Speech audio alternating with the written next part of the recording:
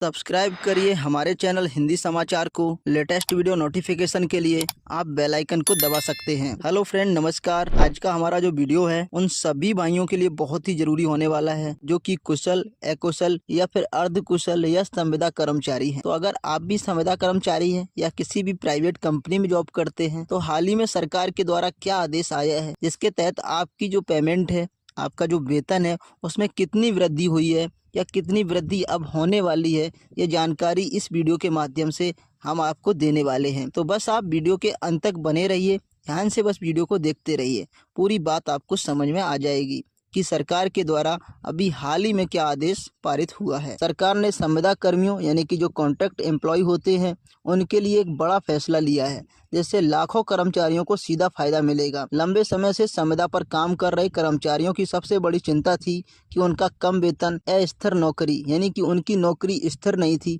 कब नौकरी चली जाएगी इसकी कोई जवाबदेही नहीं है, और भविष्य की अनिश्चितता यानी कि भविष्य में क्या होगा इसकी कोई जानकारी नहीं रहती है।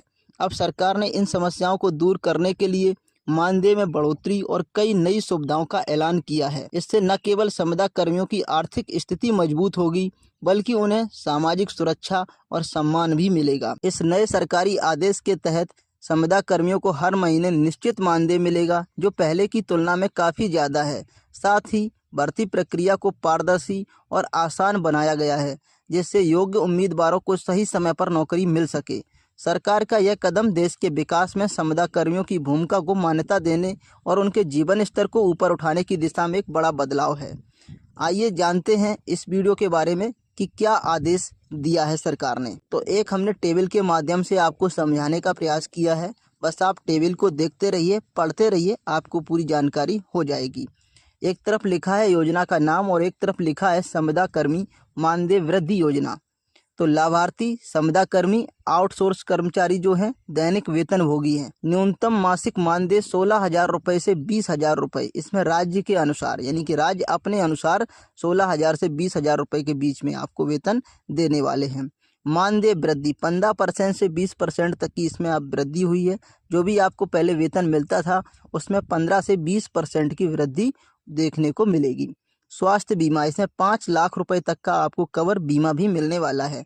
भर्ती प्रक्रिया पारदर्शी निगम के माध्यम से।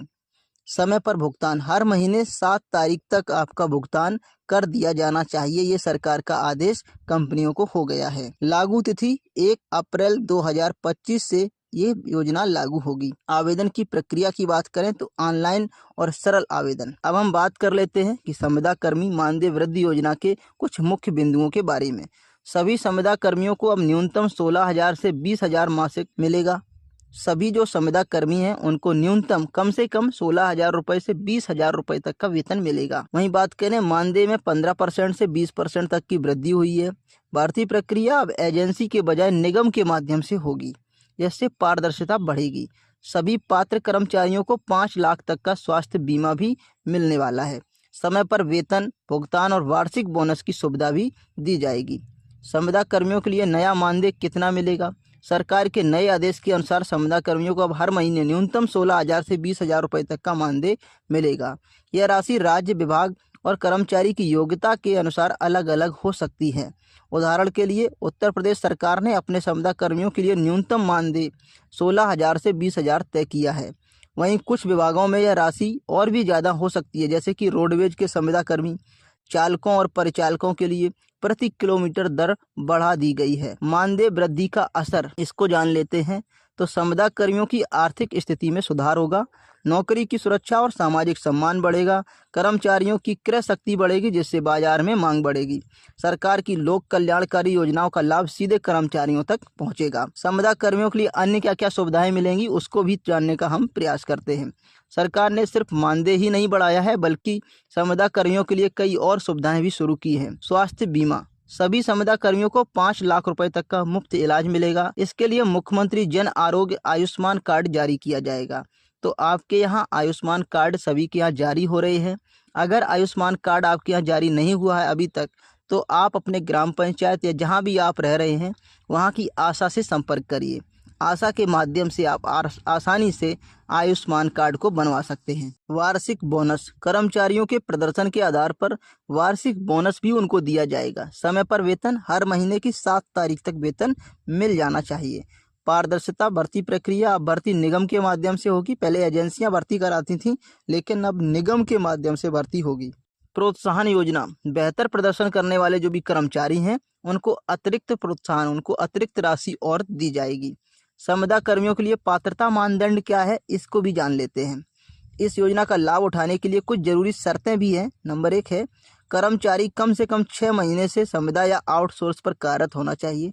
तो आपकी जो जॉब है वो कम से कम 6 महीने पुरानी होनी चाहिए। आधार कार्ड, पैन कार्ड, बैंक खाता अनिवार्य, ये सभी के पास है, लेकिन ये चीज़ें होनी जरूरी है। अगर नहीं है तो कर्मचारी को नियमित रूप से अपने कार्य का प्रदर्शन रिपोर्ट जमा करना होगा।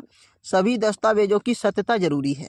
संविदा कर्मियों के लिए जो भर्ती प्रक्रिया है उसमें भी बदलाव हो गया है, जिससे कि हमने आपको बता चुके हैं ऊपर कि अब एजेंसियों की जगह निगम के माध्यम से आपकी भर्ती प्रक्रिया होने वाली है। भर्ती प्रक्रिया के मुख्य बिंदुओं के बारे में अगर हम जानने का प्रयास करें तो ऑनलाइन प्रक्रिया है। दस्तावेज का जो सत्यापन है वो ऑनलाइन होता है। मेरिट के आधार पर चयन, समय पर नियुक्ति पत्र आपको मिल जाता है। संविदा कर्मियों के लिए मानदेय वृद्धि का राज्यवार विवरण, तो हम अब ये जान लेते हैं कि किस राज्य में कितने रुपए मानदेय बढ़ाया गया है। तो सबसे पहले उत्तर प्रदेश की बात करें तो 16,000 रुपए से 20,000 रुपए, स्वास्थ्य बीमा 5 लाख रुपए का। वहीं अगर राजस्थान की बात करें तो 15,000 से 18,000 रुपए, दिल्ली में 18,066 रुपए से 21,917 रुपए, मध्य प्रदेश में 15,106 रुपए से 18,941 रुपए, वहीं महाराष्ट्र में 13,650 से 16,770 रुपए, और इन सभी राज्यों में 5 लाख रुपए का बीमा आपको मिलने वाला है। तो ये राशि है, इसके बीच में आपको राशि मिलने वाली है मासिक 1 महीने में। संविदा जो कर्मचारी हैं उनको 7वें वेतन आयोग का क्या उन पर असर पड़ा है, तो 7th पे कमीशन के लागू होने के बाद सरकारी कर्मचारियों के वेतन में काफी बढ़ोतरी हुई है। हालांकि संविदा कर्मियों को इसका सीधा लाभ नहीं मिलता है। अब सरकार ने संविदा कर्मियों के मानदेय को भी 7th पे कमीशन के करीब लाने की कोशिश की है, जिससे वे भी स्थायी कर्मचारियों के समान वेतन और सुविधाएं पा सकें। 7th पे जो कमीशन है, जो 7वां वेतन आयोग है, उसके मुख्य बिंदु क्या है, तो न्यूनतम वेतन, कम से कम वेतन 18,000 रुपए प्रति माह होना चाहिए जो भी मजदूर है। महंगाई भत्ता जो डीए है उसका, उसमें बढ़ोतरी। वार्षिक वेतन जो वृद्धि है, एक साल में जो वेतन है उसमें 3% की वृद्धि कम से कम होनी चाहिए। प्रमोशन और अन्य सुविधाएं, यानी कि उसका प्रमोशन भी होना जरूरी है। संविदा कर्मियों के लिए मानदेय वृद्धि के फायदे क्या क्या उनको मिलने वाले हैं, तो आर्थिक सुरक्षा मिलेगी उनको। बढ़ा हुआ मानदेय कर्मचारियों को आर्थिक रूप से मजबूत करेगा। सामाजिक सम्मान भी मिलता है। स्थायी कर्मचारियों के समान वेतन मिलने से संविदा जो कर्मी है उनको समाज में सम्मान मिलेगा। भविष्य की योजना की बात करें तो स्वास्थ्य बीमा और बोनस जैसी सुविधाओं से कर्मचारियों का भविष्य सुरक्षित होगा। सरकारी योजनाओं का लाभ, तो संविदा कर्मियों को भी सरकारी योजनाओं का सीधा लाभ मिलने वाला है। संविदा कर्मियों के लिए चुनौती और सुझाव, हालांकि सरकार ने संविदा कर्मियों के लिए कई अच्छे कदम उठाए हैं, लेकिन अभी भी कुछ चुनौतियां बाकी हैं। सभी विभागों में आदेश का सही तरीके से पालन नहीं हो रहा है। कुछ जगहों पर वेतन और भुगतान में देरी होती है। भर्ती प्रक्रिया में पारदर्शिता की कमी अभी देखी जाती है। भर्ती प्रक्रिया में जो पारदर्शिता है उसकी कमी आज भी देखी जा रही है। सुझाव, सरकार को आदेश का सख्ती से पालन करवाना चाहिए। वेतन भुगतान की निगरानी के लिए ऑनलाइन पोर्टल एक बनाना चाहिए सरकार को। वहीं भर्ती प्रक्रिया को पूरी तरह से पारदर्शी और मेरिट आधारित बनाना चाहिए। संविदा कर्मियों के लिए जरूरी दस्तावेज क्या है, अगर आप संविदा कर्मी हैं और इस योजना का लाभ उठाना चाहते हैं तो आपके पास ये दस्तावेज होने जरूरी है। आधार कार्ड, पैन कार्ड, बैंक खाता का विवरण, नियुक्ति पत्र, कार्य प्रदर्शन का रिपोर्ट, ये जरूरी दस्तावेज हैं जो आपके पास होने चाहिए। इसके माध्यम से आप आसानी से जो 7th पे कमीशन है, 7वां वेतन आयोग है, उसका लाभ उठा सकते हैं। पूरे वीडियो के अगर हम निष्कर्ष की बात करें तो सरकार का यह आदेश संविदा कर्मियों के लिए एक नई उम्मीद लेकर आया है। बढ़ा हुआ मानदेय, स्वास्थ्य बीमा, पारदर्शी भर्ती प्रक्रिया और समय पर वेतन जैसी सुविधाएं कर्मचारियों के जीवन में बड़ा बदलाव लाएंगी। इससे न केवल कर्मचारियों की आर्थिक स्थिति मजबूत होगी बल्कि देश की अर्थव्यवस्था को भी मजबूती मिलेगी।